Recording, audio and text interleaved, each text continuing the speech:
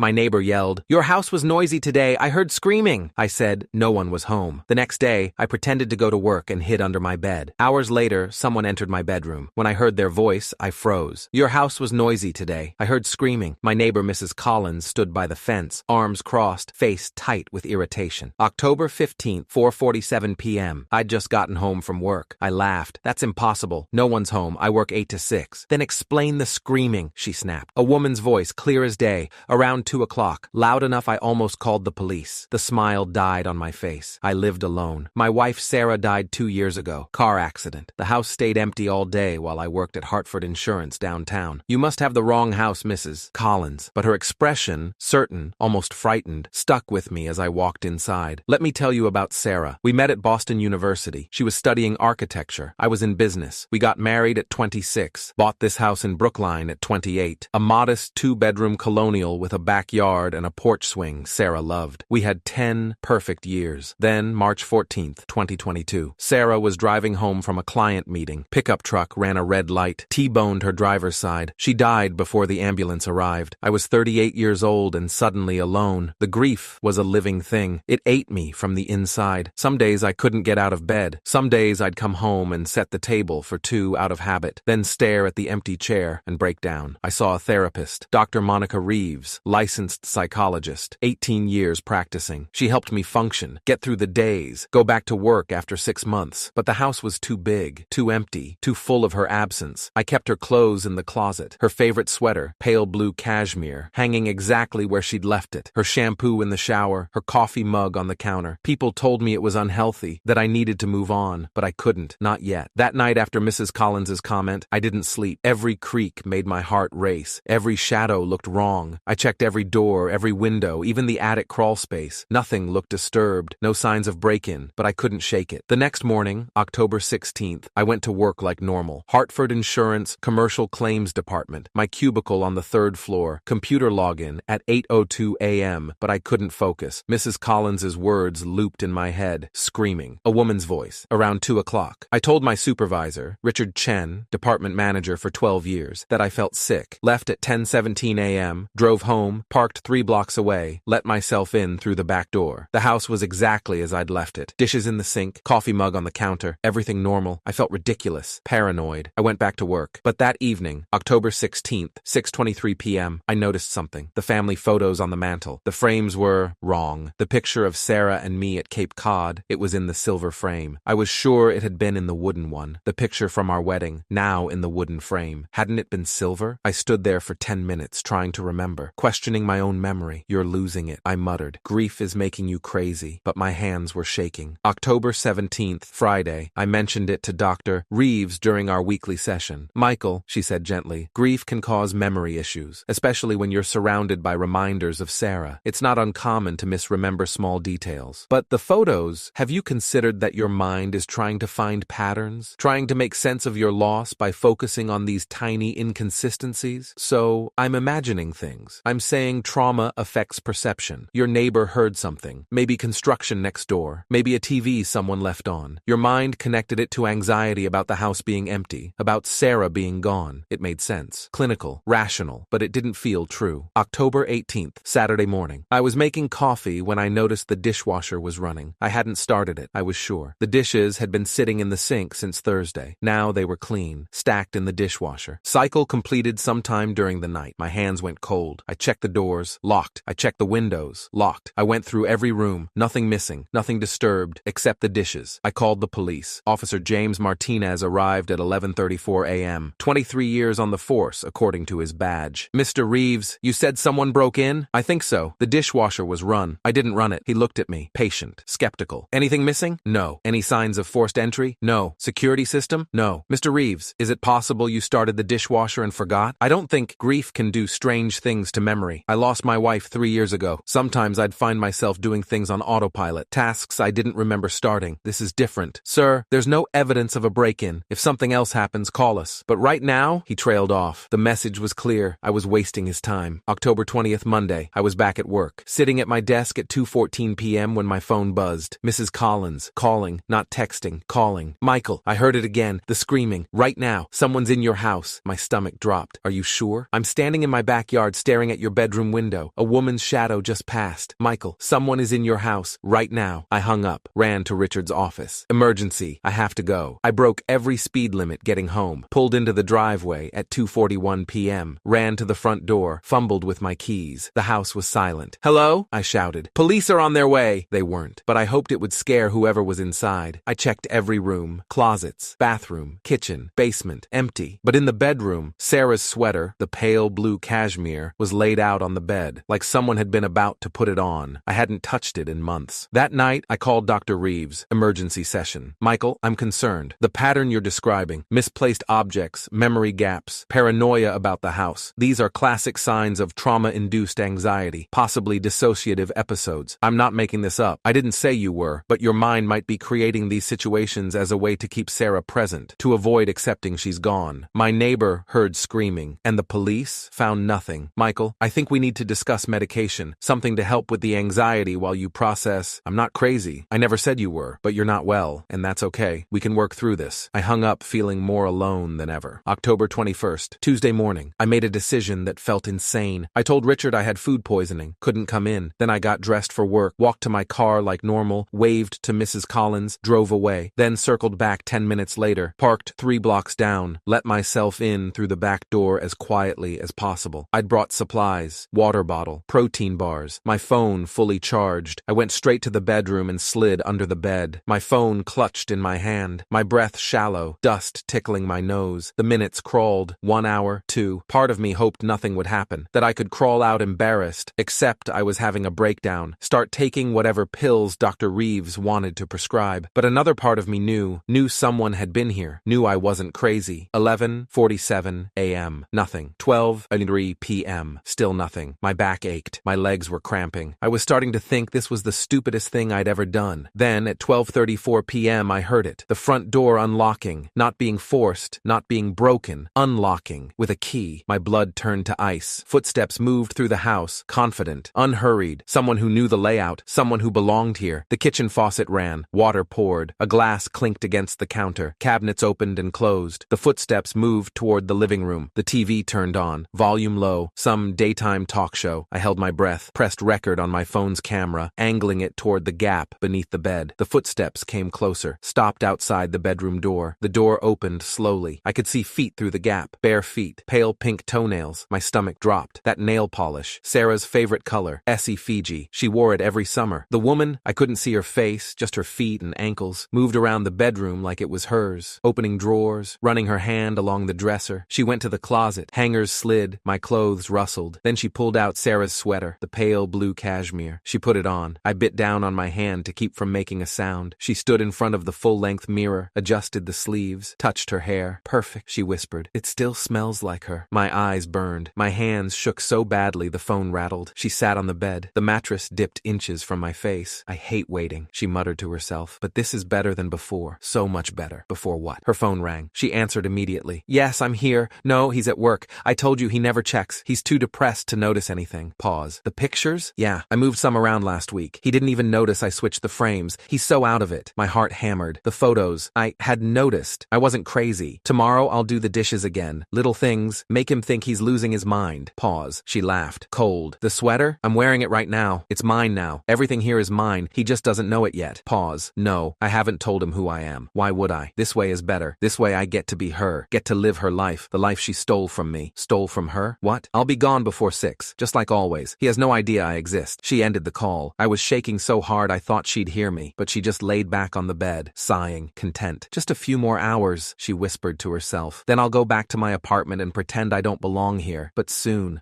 he'll know. Soon he'll understand. I had to get out. Had to call the police. Then I remembered. Mrs. Collins. I'd texted her before hiding. If I don't respond by 2 p.m., call the police. Tell them someone's in my house. I checked my phone. 1:47 p.m. 13 minutes. The woman stood, walked to the window, looked out at the street. So quiet, she said. So peaceful. This could all be mine. Should have been mine. 1:52 p.m. I used to watch her, she continued, talking to herself. Watch them. So happy. So perfect. She didn't deserve him. Didn't deserve this house. This life. 1:56 p.m. The accident was supposed to set me free. Supposed to give me a chance. But he won't even see me. Won't even look. 2 p.m. Sirens. Distant, but getting closer. Her head snapped up. What? She rushed to the window. Blue and red lights flashed down the street. No.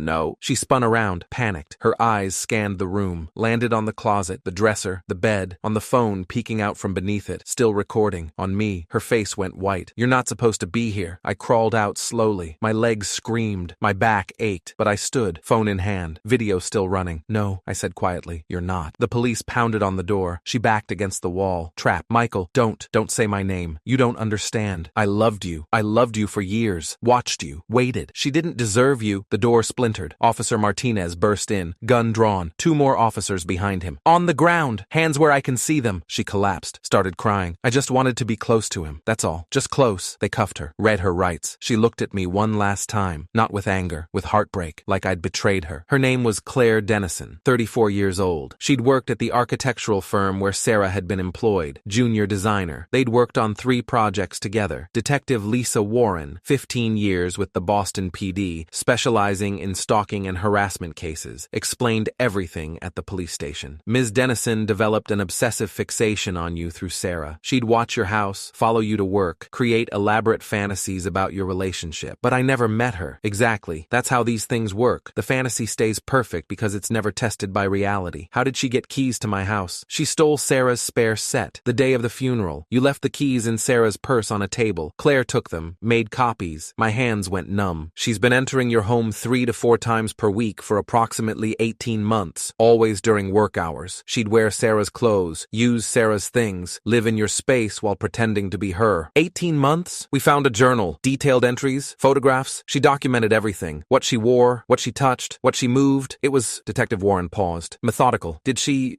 ever, she never harmed anything, never stole anything. She just existed there, in Sarah's place. The trial was November 2023. Claire was charged with stalking, breaking, and entering criminal trespass. Her lawyer, Mark Sullivan, 30 years practicing criminal defense, tried to argue diminished capacity, claimed Claire suffered from erotomania, a delusional disorder where the victim believes someone loves them. My client wasn't trying to harm Mr. Reeves. She was trying to be close to him, to feel the love she believed they shared. The prosecution, Assistant DA Jennifer Park, 12 years in the district attorney's office, wasn't having it. This wasn't love. This was obsession. Ms. Dennison systematically invaded Mr. Reeves's home, manipulated his belongings, gaslit him into questioning his sanity. This was calculated, predatory, criminal. The jury deliberated for 3 hours, guilty on all counts. Claire was sentenced to 3 years in prison, followed by 5 years probation and a permanent restraining order. At sentencing, she was allowed to make a statement. I never meant to hurt you, Michael. I just wanted to be part of your life. Sarah was so lucky. She had everything. And when she died, I thought maybe I could have what she had, be who she was. Judge Patricia Moreno, 21 years on the bench, cut her off. Ms. Dennison, you didn't want to be Sarah. You wanted to erase her memory, replace her. That's not love. That's theft of identity, of sanctuary, of Mr. Reeves's right to grieve in peace. The gavel came down. After the trial, I couldn't stay in that house. Every room felt violated. Every corner held the ghost of her intrusion. I'd find myself wondering, did she touch this? Did she sit here? Did she stand in this spot and pretend to be Sarah? I put it on the market in December. Sold by February 2024. Bought a condo in Cambridge. Smaller, newer, no history, no ghosts. I changed jobs, left Hartford Insurance, started working for a smaller firm in Boston. Fewer hours, less stress. Started seeing a new therapist, Dr. Alan Foster, 23 years practicing trauma psychology. He specialized in stalking victims. The violation you're feeling is real, he said. Your safe space was invaded. Your grief was weaponized against you. That's trauma, and it's okay to feel shattered by it. I keep thinking, what if I hadn't hidden under the bed? What if I'd just kept ignoring the signs? But you didn't. You trusted your instincts. You protected yourself. That's strength. I don't feel strong. You will, eventually. Mrs. Collins visited me before I moved. Michael, I'm so sorry. I thought I was going crazy too. Thought maybe I was hearing things. You saved my life. If you hadn't called the police, don't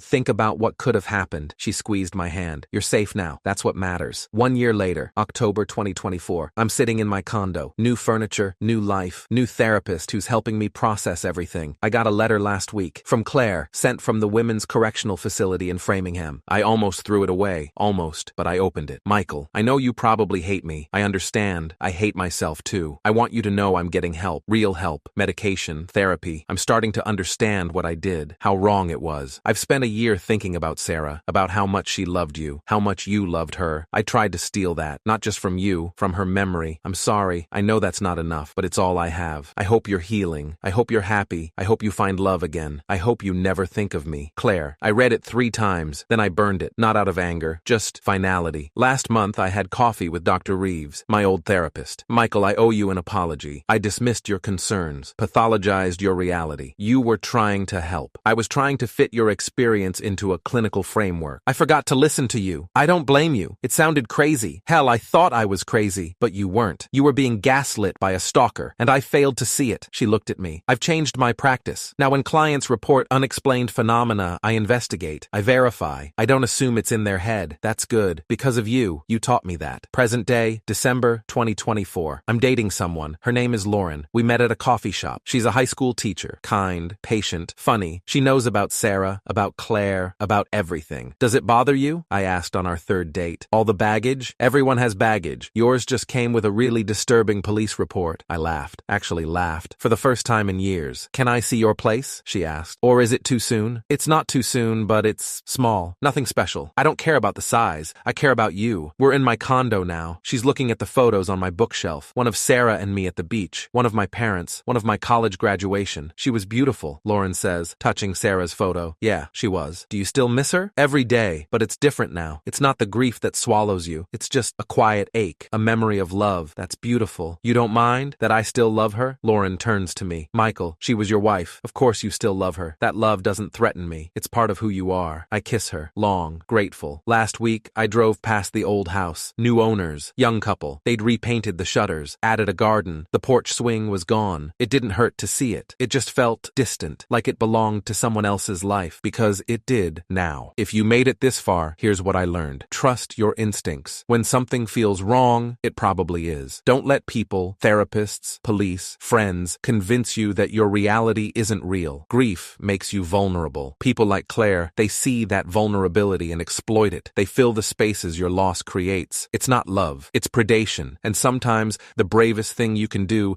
is hide under your own bed with a camera, waiting for the truth to reveal itself. I'm Michael Reeves. Someone invaded my home for 18 months, but I'm still here, still standing, still learning to live again. Sarah would be proud of that. And honestly, so am I. The screaming Mrs. Collins heard? It was Claire, crying, screaming into pillows in my bedroom while wearing Sarah's clothes, living out some twisted fantasy of grief. She said no one would believe me, but they did, because I had proof, and that made all the difference.